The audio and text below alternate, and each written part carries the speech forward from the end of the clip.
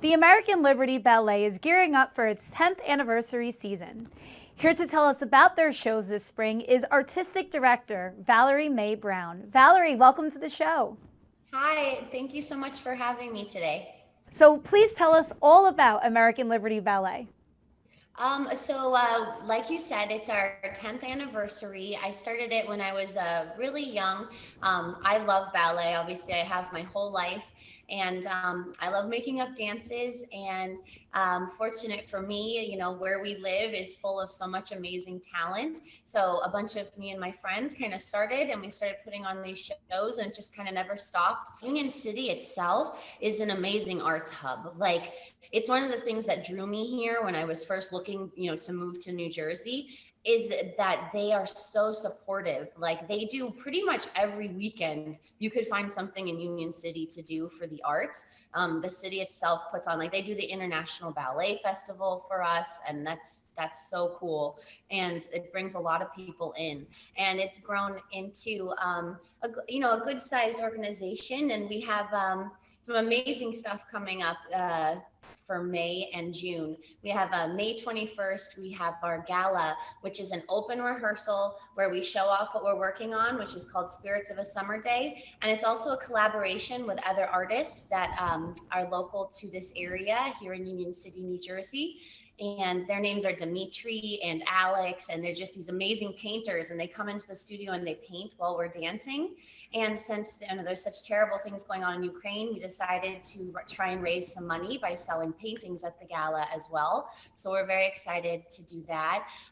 The next thing that we have coming up, we have our Spirits of a Summer Day, which is a ballet based off of the music of Hector Villa-Lobos and Alfred Heller, and it's about the passing of a summer's day as told through Brazilian mythology. So some really fun projects. In my head, I'm just visualizing the beauty of having the painters there with the ballerinas and the music and just the energy and vibe that must be in that room. It must be so inspiring.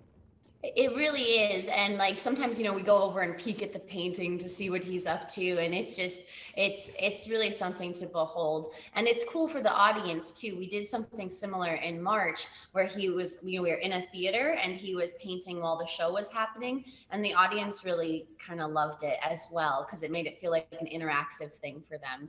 And I don't think that's been done a lot. So we're excited to develop that idea. Obviously, we're coming out of the COVID-19 pandemic, and the arts was a sector that was so affected. I mean, it just completely shut down. So how was American Liberty Ballet affected by COVID-19? Well, we were majorly affected. I have to say that we are thanking our lucky stars every day to still be able to do what we love. Lots of smaller organizations like ours didn't really get to pull through. And so, but we kind of tried to stay active and motivated throughout the whole thing. We were rehearsing via Zoom. We did masked performances when it was first allowed outdoors. And it was important artistically, but I think just even as humans, it was really important for us to stay motivated and doing what we loved. And I think just like keeping the beauty going and like the community that we share was probably the most valuable part of that for us. Are you keeping some of those programs that you implemented during COVID moving forward? Because I think outdoor dance is very nice. It is. It's great because it gives, more audience members a chance to view. So yes, we are going to keep programming like that alive. And, by whether it's going to see people in nursing homes or the schools, or even just we've been to like different stores to do mini performance, like pop-up performances. And it's just a really fun way to interact with the community. And not everybody is going to go to a ballet, but this way they see what we do, and hopefully maybe they will, and it helps keep the art form alive. So yes, I can keep it going. How many performers are within your organization? We have, oh, right now it's really big because the ballet that we're doing, Spirits of a Summer Day, is like a really cool big one for us. So we've got 34 professional dancers in the company, and then we also have our academy, which is participating. And I think the cool thing about our academy is that we also have a really good adult program. And a lot of times adults, say their parents didn't have a lot of money growing up, maybe they didn't get to perform like they would have liked to, or just participate in the arts.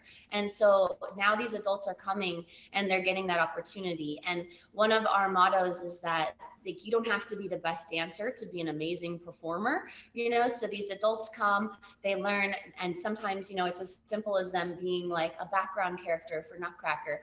But then again, I have adult students that have moved on to become trainees in the company because they just become so good. So that's one of the things I'm most proud about in our company. And of course, like the kids, everybody loves the kids. That's what makes the show, they're the cutest part. So. Oh, of course. What are the kids programs that you have?